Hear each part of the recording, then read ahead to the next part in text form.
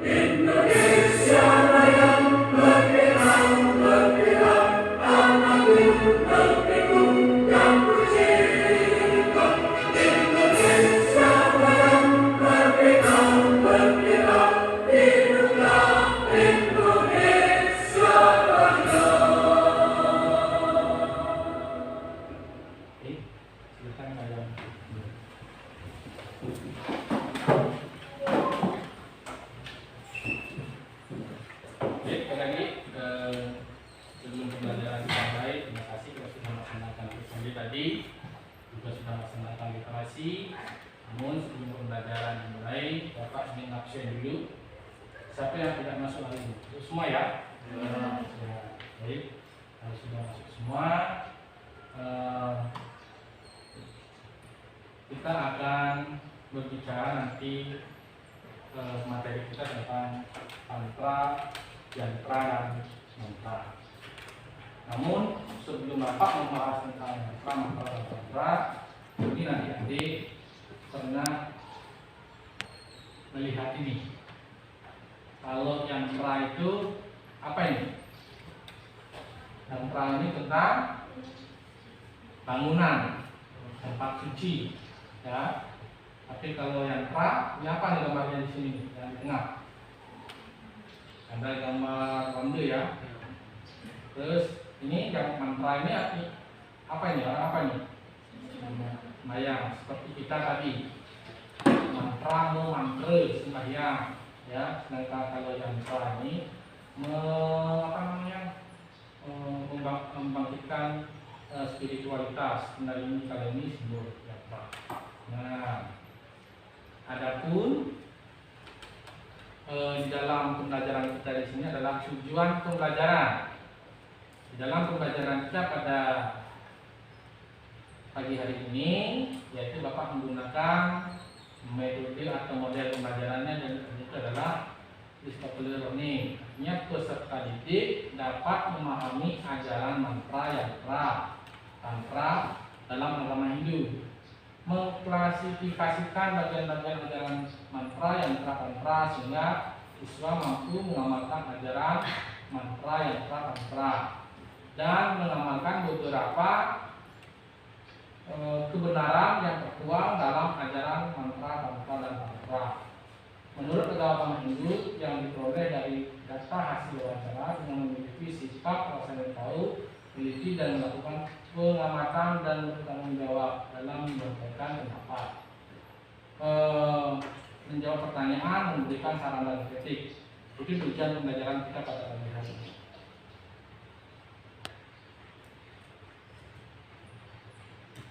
Nah, tugas kalian sekarang itu adalah Bapak akan memberikan kalian 2 video ya, Bapak akan nanti memberikan kalian 2 video, di mana masing-masing video nanti Bapak ini kalian mempresentasikan hasil pengamatan kalian dari hasil video ini. Jelas? Nanti Bapak akan memberikan kalian 2 video. Bapak minta nanti 2 orang untuk mempresentasikan dari video 1 dan video 2. Ya, silakan kalian amati dulu video yang pertama.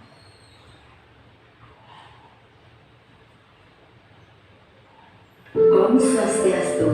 Jumpa lagi di channel YouTube Krishna Global dengan materi fungsi dan manfaat tantra, yantra, dan mantra dalam kehidupan dan penerapan ajaran Hindu. Om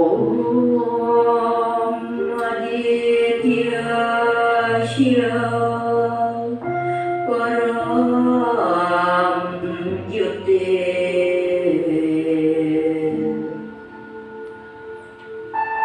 Ratu Atidyo Namostute Sueto Pankajamadyasya Bhaskaraya Namostute, yang artinya, ya Tuhan, hamba pujamu dalam perwujudan sinar suci yang merah, cemerlang berkilauan cahayamu. Engkau putih suci, bersemayam di tengah-tengah laksana teratai. Engkaulah sumber cahaya yang hamba puja. Dalam kitab Nirutawedanga, mantra dapat dibagi menjadi 3 sesuai dengan tingkat kesukarannya. Seperti paraksa mantra, yaitu mantra yang memiliki tingkat kesukaran yang paling tinggi. Hal ini disebabkan mantra jenis ini hanya dapat dijangkau arti dan maknanya kalau diwahyukan oleh Tuhan. Tanpa sabda Tuhan, mantra ini tidak mungkin dapat dipahami. Adyanika mantra yaitu mantra yang memiliki tingkat kesukaran arti dan fungsi jenis mantra ini. Pratyaksa mantra yaitu mantra yang lebih mudah dipahami dibandingkan dengan paraksa mantra dan adyanika mantra. Lanjutan Yesi, seorang praktisi Tibetan, mengatakan tantra menggunakan energi dari khayalan seperti keterikatan kepada keinginan adalah sumber dari penderitaan dan oleh karena itu harus diatasi. Namun ia juga mengajarkan keahlian untuk menggunakan energi dari khayalan tersebut untuk memperdalam kesadaran kita sehingga menghasilkan kemajuan spiritual kita, Yang kedua, seperti mereka yang dengan keahlian yang mampu mengangkat racun tumbuh-tumbuhan dan menjadikan obat yang mujarab, seperti itu pula orang yang ahli dan terlatih dalam praktek tantra, mampu memanipulasi energi keinginan bahkan kemarahan menjadi mapan. Ini sungguh-sungguh sangat mungkin dilakukan.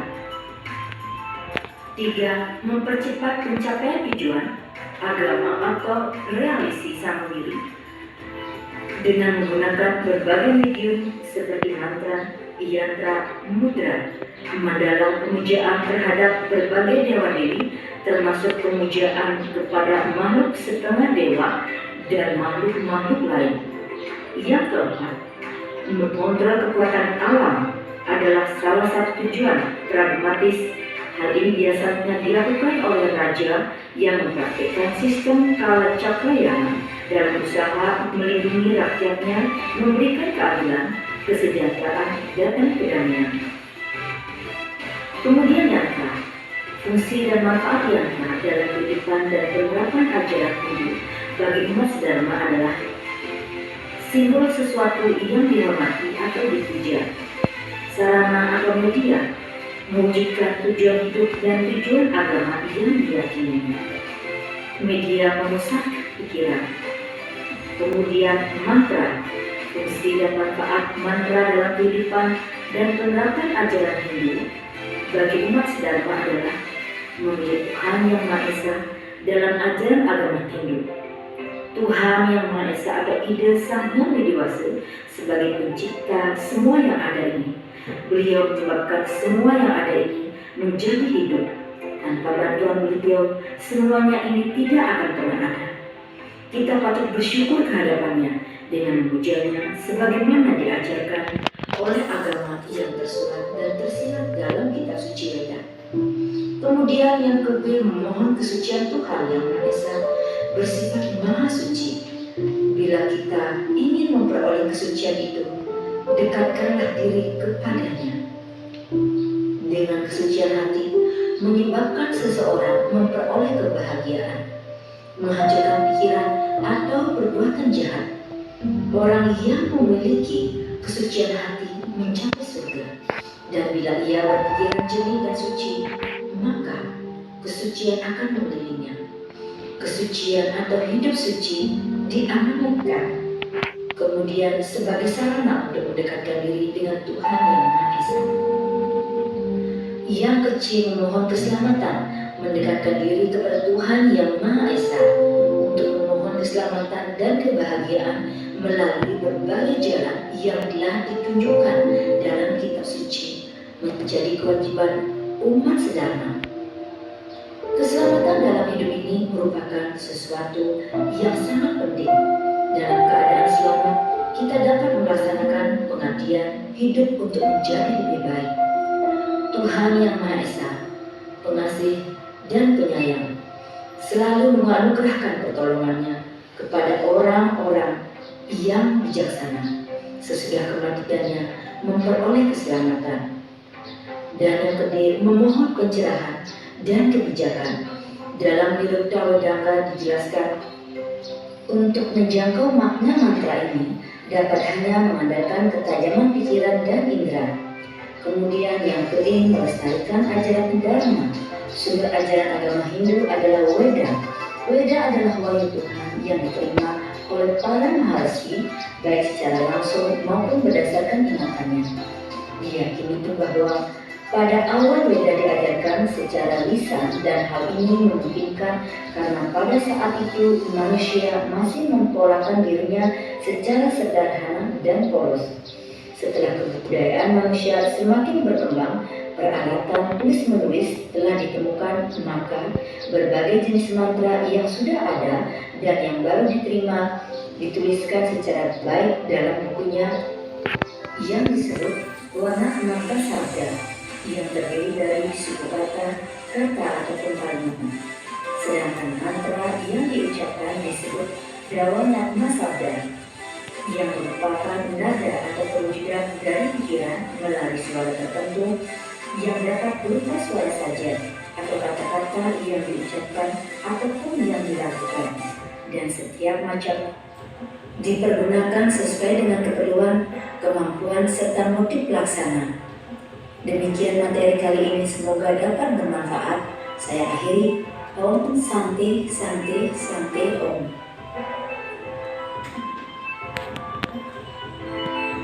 Adalah video yang pertama. Ya, gimana videonya, bagus nggak? Ya, kalau bagus, Bapak akan memberikan kalian video yang kedua. Di video yang kedua ini, tugas kalian juga sama, menganalisis video ini. Nanti kalau sudah kalian analisis, nanti baru Bapak akan meminta kalian untuk mempresentasikan hasil analisis kalian. Ya, jelas? Silakan diamati kembali video yang kedua.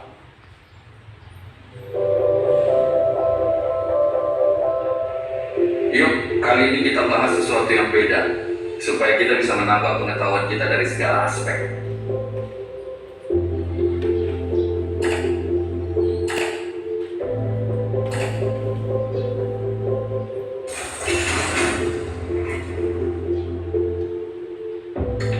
Pendidikan dan pengetahuan itu luas dan tidak hanya selebar apa yang kamu lihat. Dunia ini pun terlalu luas. Jadi berhenti merasa paling pintar dan paling benar, karena hak menentukan itu hanya milik Sang Pencipta, bukan milik komentator di halaman komen. Kami sangat tertarik dengan sebuah kata, yaitu mantra. Pasti di kepala kalian mantra adalah sebuah kata negatif yang berhubungan dengan kening, jin, setan, santet, dan lain-lain sebagainya. Oke, kali ini kami jelaskan. Mantra berasal dari bahasa Sanskerta, yaitu man, yang artinya adalah pikiran, dan tra adalah pembebasan. Jadi mantra adalah kegiatan dalam proses membebaskan pikiran. Jadi mantra bukan untuk golongan biasa, bukan untuk kalangan biasa, hanya kalangan khusus yang memiliki koneksi dan kedekatan dengan sang pemilik kekuasaan.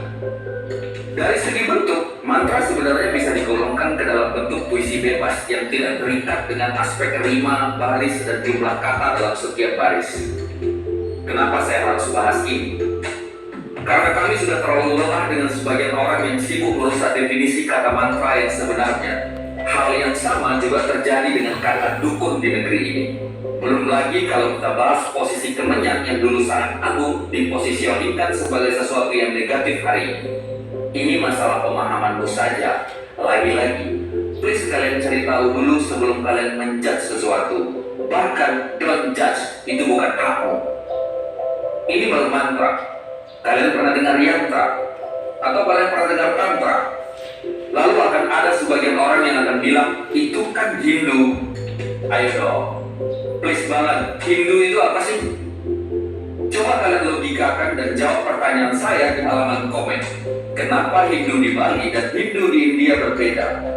Kenapa di semua prasasti kita rata-rata menggunakan Sanskerta? Ini yang disebut dengan logika.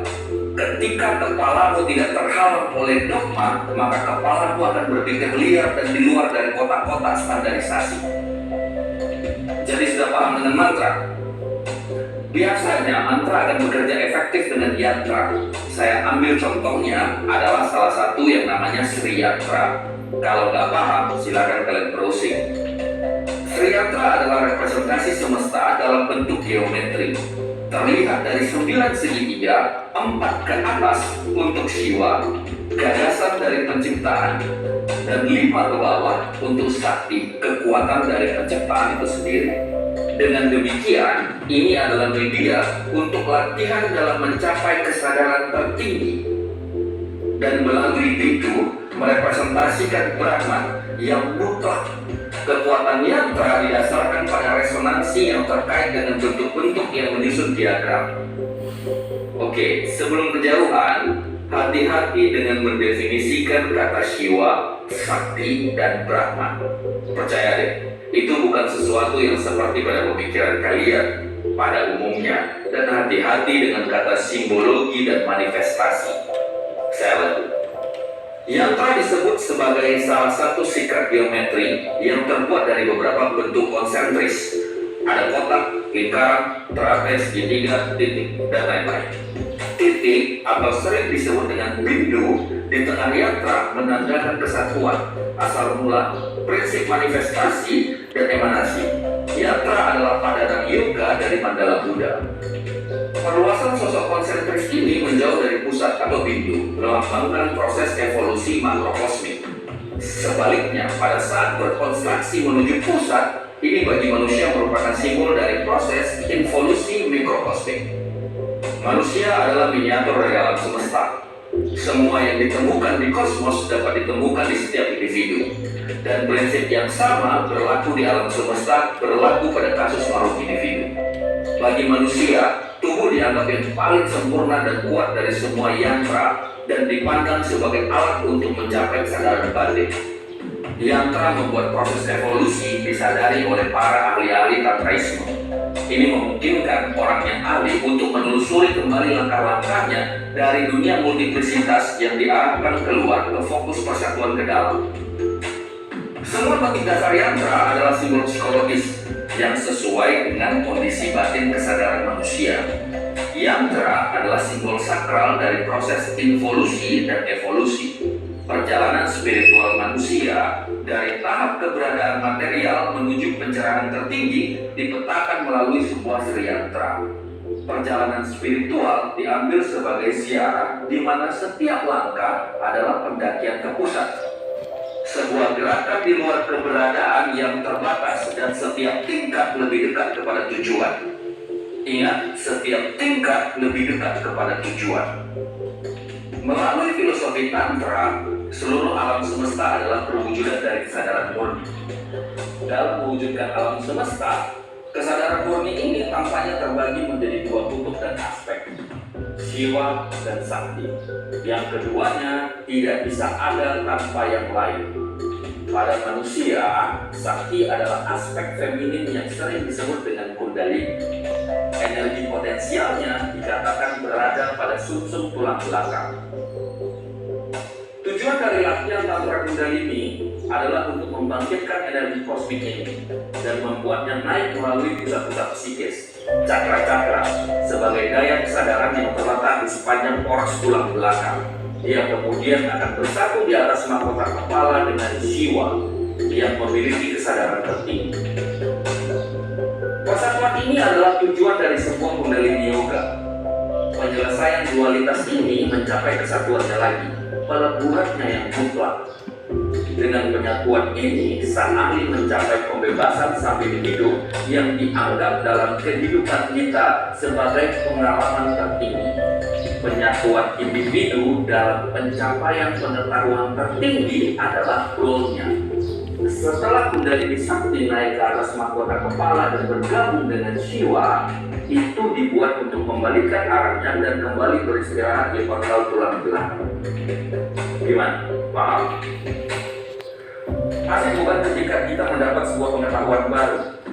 Mari sama-sama menambah kualitas otak, karena otak adalah anugerah yang paling keren dari Sang Pencipta. Jangan menjadi generasi pupuk kandang yang hanya bisa bicara satu arah dan sibuk menghakimi orang lain. Apa yang kami jelaskan ini baru sebagian, dan ini pengetahuan negeri ini, pengetahuan Nusantara. Mata kita terlalu lama ditutup akan fakta pengetahuan warisan dari para pendahulu. Apa yang kita bahas ini baru sebagian. Gimana kalau selanjutnya kita bahas mengenai Tantra Nusantara?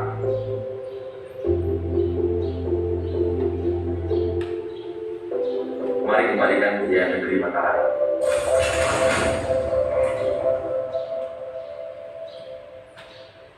Oke, jadi itu video yang kedua. Kita sudah memutarkan 2 video. Silakan Bapak kasih waktu kalian 5 menit untuk kembali merapikan analisis kalian. Kalau sudah siap, saya minta nanti ada presentasi dari analisis video 1 dan video 2.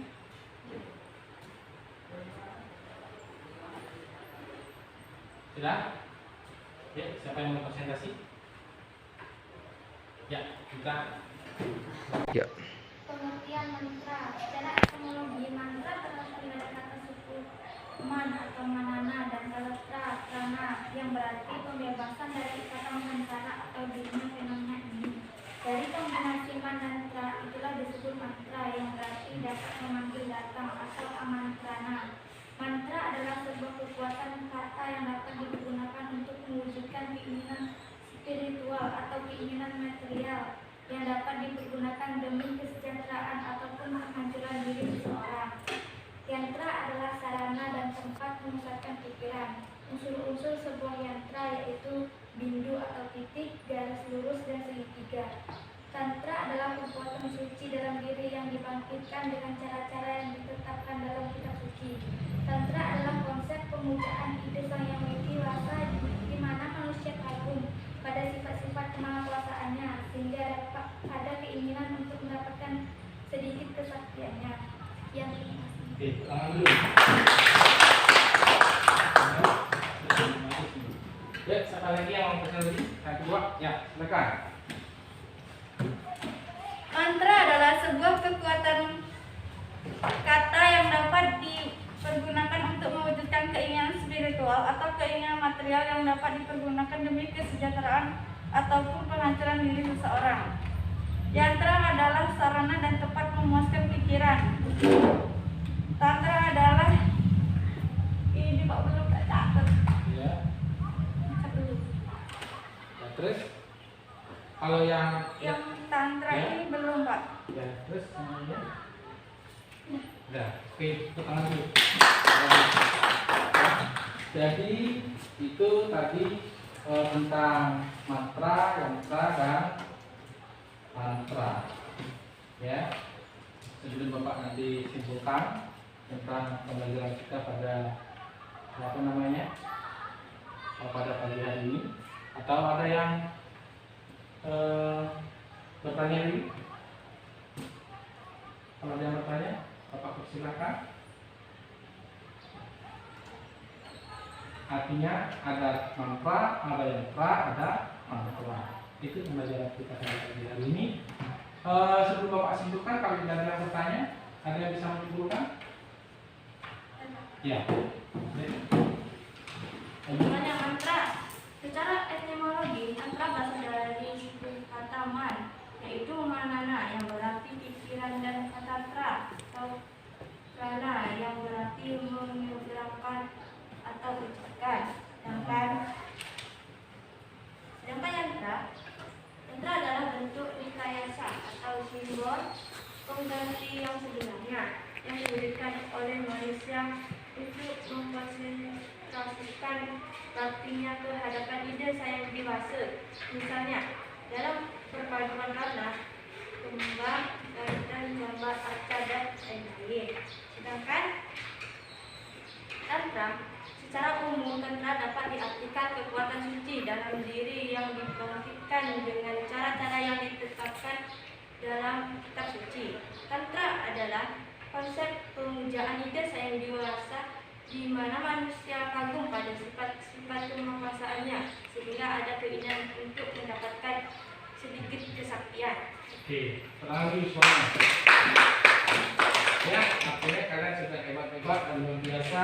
Nanti kalian tadi sudah mengamati benar-benar tentang video yang sudah Bapak tayangkan tadi. Ada 2 video tadi, di mana tadi sudah jelas sekali Bapak sampaikan, tadi di video itu sudah disampaikan.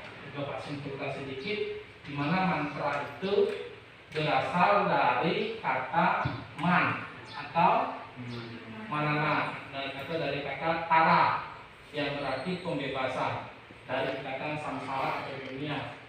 Mantra ini sama dengan ketika kita tadi sembahyang, itu juga memantra namanya, ya. Memantra itu artinya seperti apa namanya, kita berdoa. Om Bhurvaswa Atsavita Varenyam Argo Dewa Sedimahi Yona Pracurayana. Itu juga disebut dengan mantra.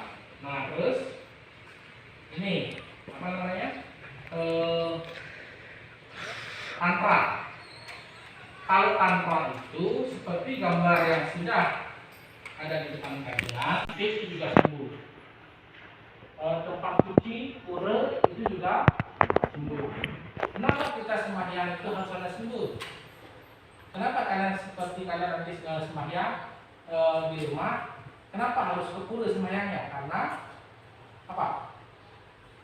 Biar konsentrasi kita jauh lebih fokus. Makanya kita perlu simbol. Nah, di dalam simbol itu yang disebut dengan tantra. Nah, di sini ada yantra. Yantra ini adalah spiritualitas untuk membangkitkan benda ini. Dalam yoga banyak dibahas tentang yantra. Jadi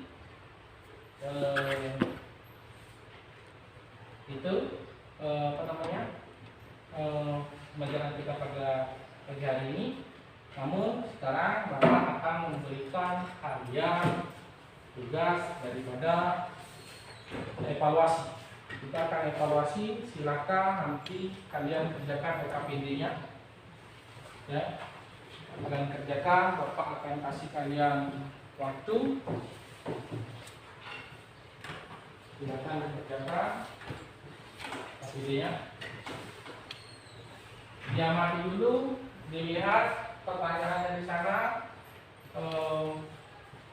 Di sana ada multiple choice dan ada essay. Silakan dikerjakan.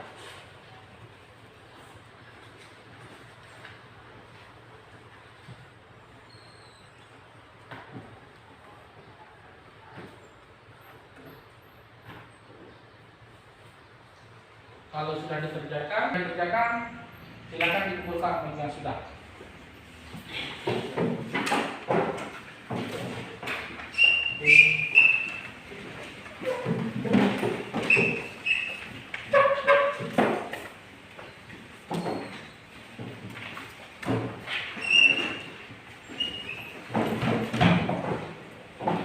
Baik, lanjut sama koreksi tugas kalian. Nanti akan Bapak berikan kalian tugas di rumah. Tugas di rumahnya itu adalah nanti silakan kalian buka bukunya di LKS di tentang bagian yang kedua. Nanti silakan kalian kerjakan itu. Di pertemuan kita minggu depan baru kita akan bahas itu. Ya, baik. Artinya kalian sudah sangat luar biasa pada pagi hari ini. Sebelum Bapak tutup, ada pertanyaan? Ya kan? Kalau tidak ada pertanyaan, Bapak rasa cukup pertemuan kita pada pagi hari ini. Kurang lebihnya Bapak mohon maaf, dan pada kalian Bapak minta maaf, dan kepada Rahman Bapak itu. Dulu sebelum kita tutup pertemuan kita pada pagi hari ini, kita sama-sama satukan kedua tangan kalian, kita dengan melantunkan lagu.